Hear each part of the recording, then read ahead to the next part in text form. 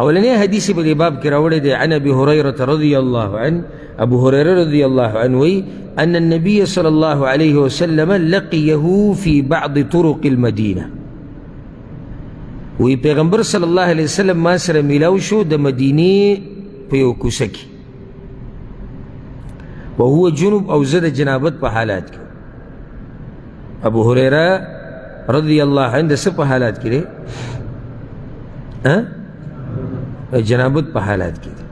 د حدیث په ویو به دې فایدې ذکر کړو. قال فانخنست منه، نو علاقه نه مې ځان پټ کو. یو روایت کې داسې راځي چې زه یې د ځان سره روان کړو. هغه مینه ناک سړی او بیا استاذ په کم شاګرد ډېر مینې چې قابل او ابو هريره رضی الله عنه په هغه شاګردانو کې دی چې دی په مخه د پیغمبر خوا کې ناست، په مخه، ځکه د ډېر حدیثونه را نقل کړي. او بیا پیغمبر صلی الله علیه وسلم په شان مینه ناک انسان، نو دی د ځان سره روان کو. اوس هغه خبر خو نه دی چې دی د جنابت په حالاتو کې دی. دلیل په څه دی دا خبره؟ پیغمبر صلی الله علیه وسلم سره علم الغیب نشته، خو په دې به څوک پوه کړي؟ عامي سړی به پوه شي، عام په فطرت مسلمان پوه شي چې پیغمبر سره علم الغیب نشته، خو هغه ګمراه او بدعتیان مولیان هغه به پوه نه کېده. حالانکه دا حدیثونه هغوی هم دورې کوي لګیا پراته یې ورته وایي موږ چې د حدیث دوره کړې. نور دلیل پرې دا یو واضح نه دی. نو پیغمبر صلی الله علیه وسلم دې د ځان سره روان کو. بعضې روایتو کې قصه مختصر ده، بعضو کې تفصیلي ده. به یو ځای کې پیغمبر صلی الله علیه وسلم چا سره مصروفه شو، فانخنست منه، نو عزت یې پټ شو. فانخنستو معنی دا ده چې یعنې پټ تې لاړم، امې پوه نه کړو.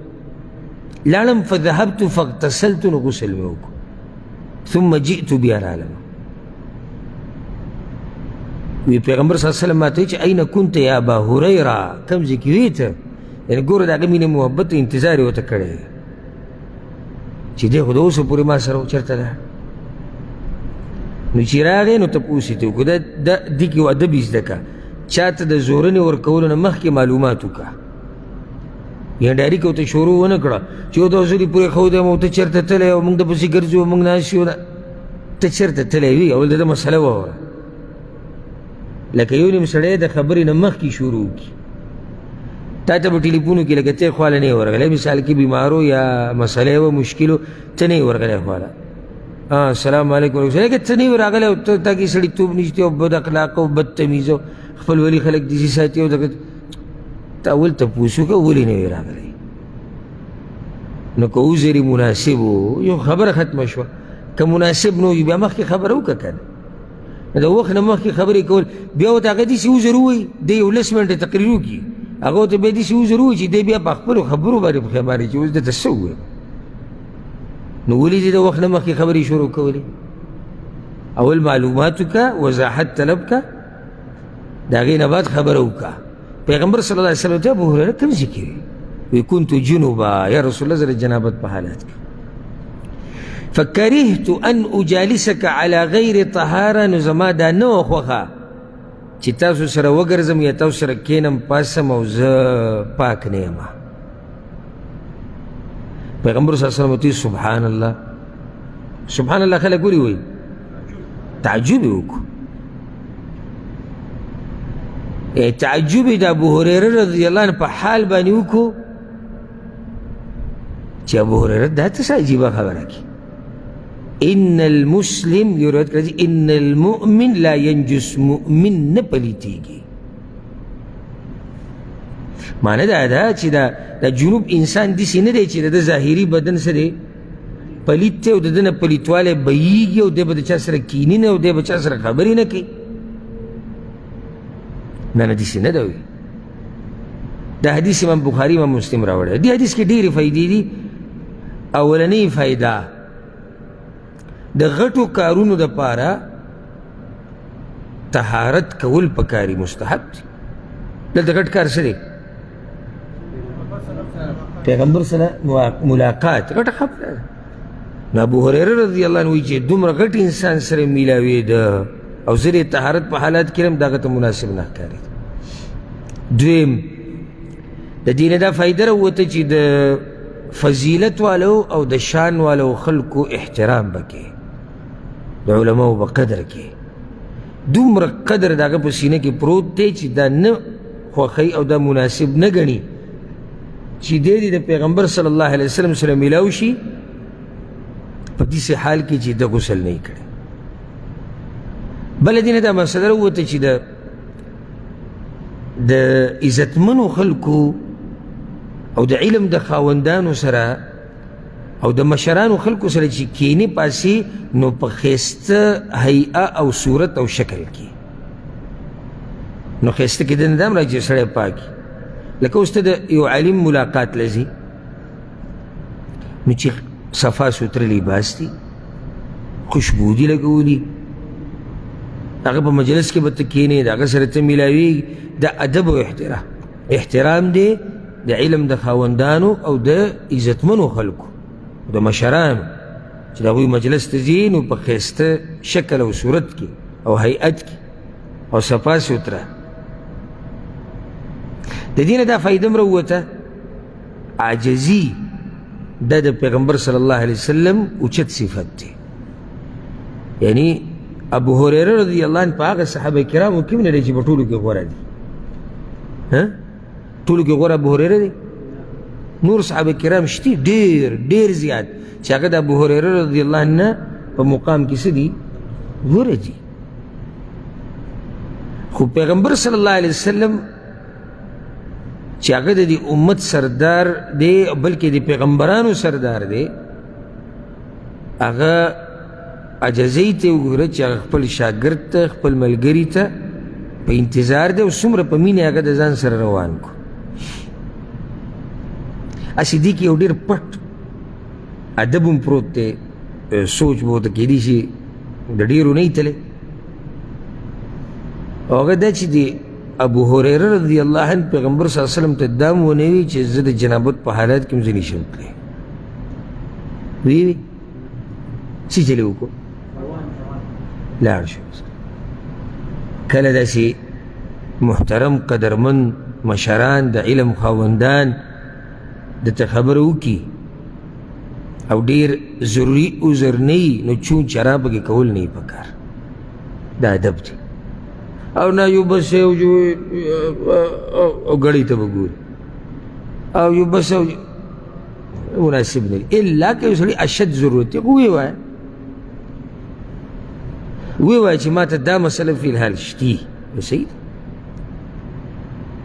نو دا هم په دې کې یو جوهره خبره پرته ده که سړی پکې سوچ وکړي. یعنې دومره محترم او قدرمن انسان و ابو هریره رضی الله عنه. ګوره قدر یې دومره کړی و د پیغمبر صلی الله علیه وسلم، خو الله ورته ځکه د علم نصیب کړی و چې ډېر زیات حدیثونه هغه ته یاد و، خو د هغې یو وجه دا و چې د پیغمبر صلی الله علیه وسلم یې ډېر قدر کړی. او بله یو غټه خبره ته وکړم، دا ګورم ډېرو ملګرو ته به دې طرف ته سوچ نه ځي. ابو هریره رضی الله عنه چې الله ته دومره علم ورکړی و د ډېرې وجې یو دا و چې د پیغمبر قدر یې ډېر کو، او یو پکې دا و چې د مور قدر به یې ډېر کو. د مور به انتهایی خیال ساتو، انتهایی. او چې د کور نه به راوتو دا به په ځان لازم کړي چې کور نه به راوتو نو مور ته به اواز وکړو مور ولاړم الله دې په تا داسې رحم وکړي لکه څنګه چې تا زه ماشوم لوی کړی. نو هغې به ورته ویې لاړ شه الله دې تا نه داسې راضي شي لکه څنګه چې زه راضي کړی یم. دا همیشه طریقه وه. او یو ورځ ورته داسې محسوسه شوه دې مور ته یې اواز وکړو نو بیا ورته محسوسه شوه چې زما د اواز لږ اوچت و، نو بیا یې د الله په لار کې صدقه ورکړه او توبه یې وویسته. او د پیغمبر صلی الله علیه وسلم خوا له راغلی و اوله کې وی یا رسول الله مور له دعوت ورکوم، مور له مسلمانه شوې نه وه. وی یا رسول الله مور له دعوت ورکوم خو نه یې منې، ته دوا وغواړه، ته دوا وغواړه چې الله زما د مور له د اسلام توفیق ورکړي، ورسره دا وغواړه چې الله ما او زما د مور د مؤمنانو ته خواږه کړي. پیغمبر دعا وغوښته وی الله دې د ابو هریره مور د اسلام توفیق ورکړي یا الله د ابو هریره او د ده د مور د مؤمنانو ته خواږه که او د مؤمنانو په زړونو کې دوی سره مینه پیدا کړه. حق شان وشوه سبحانه مور مسلمان هم شوه او د مؤمنانو چې کوم محبت د ابو هریره رضی الله عنه سره دی نو خو واضح دی. دې نه دا هم واضح شوه چې د چا ابو هریره ته په زړه کې څه پرتی نو د ده په ایمان کې شک دی. ځکه چې هلته خو پیغمبر دعا غوښتې ده چې د مؤمنانو په زړونو کې د ابو هریره دپاره مینه پیدا کړه او د پیغمبر دعا قبوله کړې شوې ده. دومره دی به د مور مینو چې دا اسلام ته راننوځي. دې څه وایي سبحان الله وایي چې ما کله پیغمبر ته وایي چې زما د مور دپاره دعا وغواړه چې دا مسلمانه شي. وایي زه ورغلم کور ته ورننوتم او د اوبو د تویدو اواز مې واورېدو. د اوبو د تویدو اواز مې په دې کور کې واورېدو. نو ما مور ته اواز وکړو اجازت د دننه داخلېدو مې وغوښتو. داسې ادبناک خلک. نو هغې راته وایي چې زویه لامبم صبر. چې ویې لامبل راووته نو دی زوی ته ووایي اشهد ان لا اله الا الله وان محمد رسول الله. هغه ټیمې ګویي ورکړه. داسې دعا د پیغمبر صلی الله علیه وسلم قبوله شوه. نو انتهایي په مور باندې مهینو. هسې دا مې ته یو فایده ذکر کړه چې لکه مور د نه راځي که نه او پلار نو الله به دې په دین کې ډېر مخکې بوځي او ډېر عزتونه به الله درکړي. او غریب صحابي و تاسو ته موږ ذکر کړی دی که نه د پیغمبر صلی الله علیه وسلم د منبر په خوا کې یو ورځ بېهوشه شوی راولېدلی پړ مخې پروت. نو ملګرو ونه پېژندو خبرې کولې یاره چې څوک ناشنا راغلی دی او دلته راولېدلی دی پروت ته چې لیونی دی که څه دی چې ملګري راغلي دي راړولی دی به دې بل طرف ابو هریره پروت د لوږې د لاسه بېهوشه شوی. خو بیا هم علم یې زده کوو او زمونږ ښه حالات روان دي چې چا ته ووایو چې یاره یو ګنټه 50 منټه درس یاره هغه جو زمونږ کاري او یو هغه زمونږ مسلې او دی په دې دومره غربت کې په دې دومره غربت کې د به علم یې زده کوو. یو پیر کجورې راوړی شوې او د ملګرو د پیغمبر صلی الله علیه وسلم د ملګرو حالات دغه ورځو کې ډېر کمزوري شوي غریبي او غربت ډېر شوی نو کجورې راوړی شوې نو پیغمبر صلی الله علیه وسلم په دې ملګرو یوه دانه کجوره تقسیم کړه. نو ابو هریره رضی الله عنه خپله واخیسته او جیب کې کېښود. پیغمبر صلی الله علیه وسلم ورته ابو هریره ته وایي دا خپلې مور له ویسه. نو هغه ورته ابو هریره ته دا وخوره ستا مور له بله ورکړو. دومره د غربت په دې ژوند کې د هغه د علم زده کولو ته ګوره. او یو موږ یو چې د پښتنو خبره پښتانه د کافر ټکوي که نه کافر عذر دی زمونږ او کافره خېټه د دا نه مړېږي. خو که چاته د منځه وایي دی د دنیا عذر بیانوي که چاته د علم وایي دی بیا د دنیا عذر بیانوي که د عبادت ورته وایي د دنیا عذر بیانوي که د تقوا ورته وایي د دنیا عذر ورته بیانوي. دا څنګه دنیا ده زمونږ چې موږ یې داسې یرغمال کړي یو چې د سره م الله ته نه برېږي. دنیا خلک ګټي د دې ته ضرورت دی او بنیادي مقصد زمونږ د الله بندګي ده. نو دا اوس وګوره دومره غریب دی چې کجورې دانې ته د ضرورت دی چې کور ته یوسي بیا هم علم کوي. او یو پیر وایي وږی شوی ومه ډېر زیات وږی شوی ومه نو یې ما چې څه چل وکړم هلته خو عزتمن سړی هم دی دا قدرمن او عزتمن بیا چاته ویلی هم نه شي چې زه وږی شوی یم. یاره دا دروند سړی نه وي د لوږې نه مړ شي خو غریب چاته ویلی نه شي. هسې داسې اشارات ورکي که پې پوه شوې صحیح ده که پوه نه شو دا غریب به دغه شان وږی ناستي. نو د جومات چې مونځ څنګه ختم شو د بهر دروازې کې ودرېدم وایي په دې کې دغه راووتو ابوبکر صدیق رضی الله عنه. وی ما ورته یو مسله بیان کړه ما یې چې یاره ابوبکر داسې یو مسله را پېښه شوې ده زه بې پوه نه یم. وی زړه کې مې دا و چې دی به راته وایي چې راځه کور ته به لاړ شو مسله به راته واضحه کړم او هلته به کښېنو روټۍ موټۍ به وخورو پوه به شي په ما باندې. وی هغه راته مسله بیان کړه قاضي کې او په هغې مسله پوه خو دې دپاره هغه په ما پوه نه شو هغه مسلې جواب یې رانه راکړ بیا لاړ. بیا عمر بن خطاب راغی بیا هغه ته مې وویل چې دې شی مسله را پېښه شوې ده بیا هغه راته مسله واضحه کړه په ما پوه نه شو چې زه وږی پیغمبر صلی الله علیه وسلم راغی او هغه ناشنا انسان و ملګري به یې د مخ نه پېژندو وی چې زه څنګه ولید ما ته وویل چې یا اباهر ابو هریره وی ما ورته وویل چې حاضر یم یا رسول الله راځه راځه او ځان سره کور ته بوتلم او وی پی چا رالیږلي وو پی په یو جام کې پراته وو او وی ما ته وی ابو هریره وی ما چې حاضر یم یا رسول الله وی جومات کې چې اصحاب صفه ولا څومره غریبانه پراته یې ټول لاوه نو وی زه دومره وږی شوی وم زړه کې مې دا وي چې صحیح ده اگر راغواړې خو دا خو زما نه کېږي او ته چې دی نه دومره خلک راغواړي دا کریم او سخي انسان څه عجیبوي پیغمبر خو هغه سینه وه هغه د هغه زړه و چې هغه ته دا یاره نه راته چې یاره دا به وي د چا پوره شي او زمونږ به پوره شي او که نه خو هلته د پیغمبر امر دی نو دې کې خواخوا دې خوا نه شي کېدی لاړم وی راومې غوښته وي دا راته هم پته وه چې پیغمبر به راته وایي چې دوی را ورکړه چې ویسکي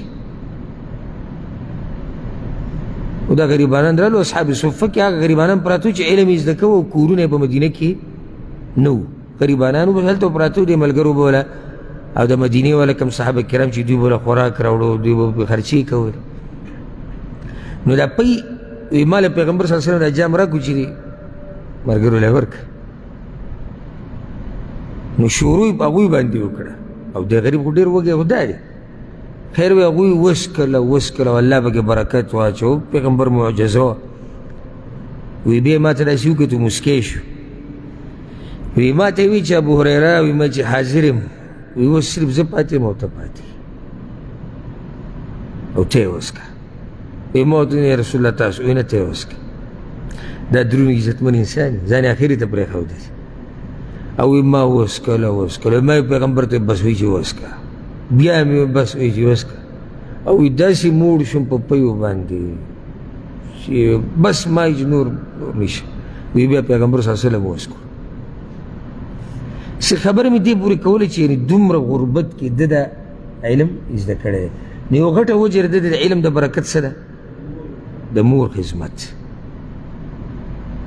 د مور خدمت او د مور پلار دعا چې د سره یي که نه او د هغوی هغه قدر او احترام دې وکړو او د هغوی هغه د هغوی نه د هغه خزانې د دعاګانو واخیستې الله به دله دین هم درکړي دنیا هم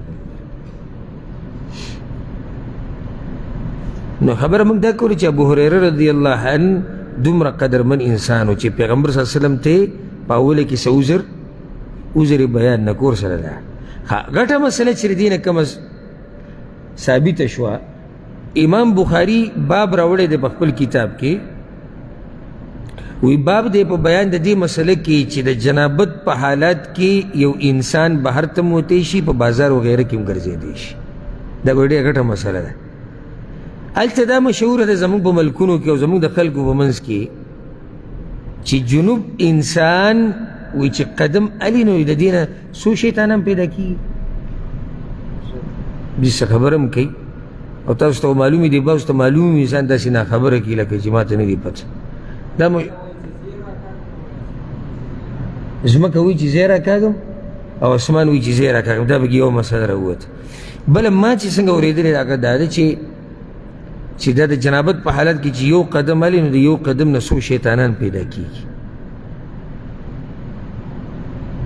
او خبرې به نه کې غږ به نه کې او زمونږ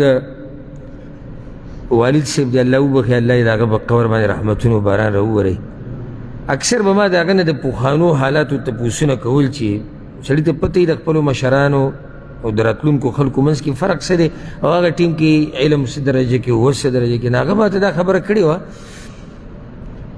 وی زمونږ چې موږ لا په دې مسله پوهه نه ونیو هلته دا مسله مشهوره وه چې خبرې به هم نه کې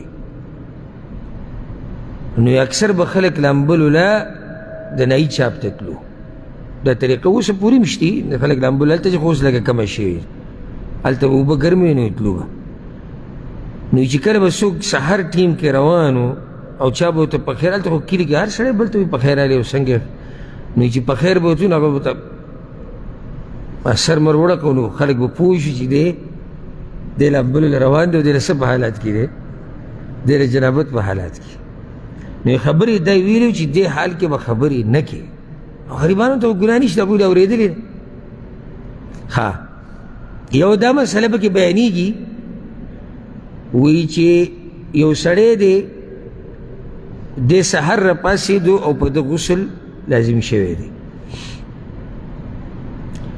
نو غوره طریقه دا ده، او که دی کولی شي نو دغه کټ کیدي د کټ په دې غاړه په دغه ځای کې دې غسل وکړي. ها یو مسله پکې دا بیانېږي چې اوس یو سړی جومات کې پروت دی او اوده شو او په ده باندې غسل لازم شو، نو د ده د جومات نه د وتو طریقه څه ده؟ د دین دا مسلې اکثر موږ ځان ته هسې ګرانې کړي دي. د ده د جومات نه وتو طریقه څه؟ وایي دوه طریقې دي. یوه کپړه ورته لاندې خوره که په کپړه له پاسه به ځي. ښه نو دې کپړې لاندې څه شی دی؟ کپړې لاندې څه دي؟ ځمکه نه ده؟ ده خو بیا هم قدم واغست. او دویمه طریقه دا دی چې ملګري په شا کې وویسي.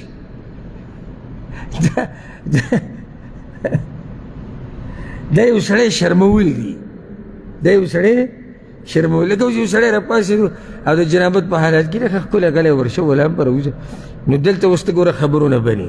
صفا پته ولګېدې چې دې سړي چې دی خولې ته نه ټاله اچولي ده، نو دی د جنابت په حالاتو کې دی. ښه دویم په جومات کې ورته قالین کپړه خوره شوې ده، اوس یې چل دی، ملګرو په شا کړی دی، اوس یې چل دی، د کټ په خوا کې چې لامبي اوس یې چل دی. نو دا مسلې یعنې خفه کېږي دي نه هغه مولیان کوم که زما د بیان اوري او هغوی دا مسلې بیان کړي، خو دا بې دلیله مسلې دي. یعنې دې ځای کې اوس ابو هریره رضی الله عنه کوم ځای ته راوتی دی؟ بهر ته راوتی دی که نه دی؟ پکې لاړ چېرته؟ بازار ته. خبرې د پیغمبر سره وکړي که ونه کړي؟ ویې کړي. نه دې نه دا واضح شو دا مسله انشاءالله دین هم تفصیلي ښه را روانه ده، اوس خو ټایم په ختمېدو دی. چې غوره طریقه دا ده، غوره چې څومره زر غسل کولی شي ویې که، او که چېرته دې لیټ کو پکې بازار ته ووتې یا دې خبرې اترې وکړې یا د چا سره میلاو شوې، نو څه ګناه پکې نشته. دلیل دا دی صحیح بخاري صحیح مسلم کې دا حدیث دی. ګوره که چېرته دا د ناروا کار کړی وی، نو ابو هریره ته پیغمبر صلی الله علیه وسلم بیا وی دا استاذ دی چې ابو هریره ته چې د جنابت په حالات کې وي ته د کور نه راوتې ولې؟ تا څه کول؟ ته د مدینې په کوڅو کې ګرځېدې. بیا به ورته تفصیل بیان کړی وی چې دا کار ناروا دی او دا کار روا دی، حدیث ورته څه ونیږي، او په دې نور هم دلایل را روان دي انشاءالله. پیغمبر صلی الله علیه وسلم ورته مؤمن نه پلیتېږي. د دې مطلب دا دی چې ګوره مؤمن پورې دا پلیتوالی داسې نښتی نه دی چې ده نه بهیږي او روان دی. په ده باندې صرف یو وصف دی. وصف څه؟ یعنې په ده باندې یو صفت پروت دی چې دا د جنابت په حالات کې دی. نور خو د بدن خو پلیت نه دی که نه؟ بدن یې پلیت دی. لکه ته اوس د جنوب سړي سره د لاس میلاو کړو، ستا لاس پلیت شو؟ نه، خو پاک دی. صرف دومره ده چې د دې جنابت د لاسه په ده غسل لازم شوی دی. ها کله کېدی شي چې د مؤمن د بدن یوه حصه پلیته شي، یو پلیت شی پرې ولګي، خو مؤمن نور پلیتېږي نه. باطن خو د مؤمن پاک دی. باطن یې څنګه پاک دی؟ عقیده د توحید ده که ظاهر هم پاک دی. او ظاهر کله که چېرته پلیتوالی د بدن په یو حصه ولګي جدا مسله ده. خو دې خو څوک نشي ویلی چې بدن یې ټول پلیت شو. او د جنابت په حالت کې خو بدن نه پلیتېږي، خو صرف دومره ده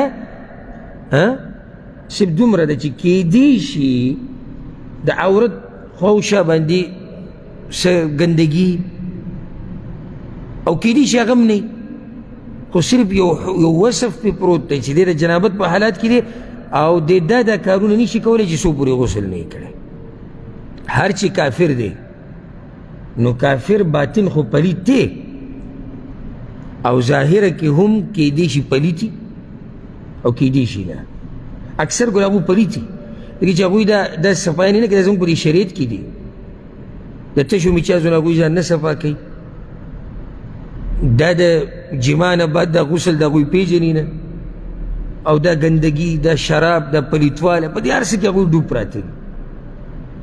نو کېدی شي چې ظاهره کې پلیتي او کېدی شي ظاهره کې صحیح پاکي داسې هم کېدی شي خو باطن خو یې 100% څه دی باطني پلیت دی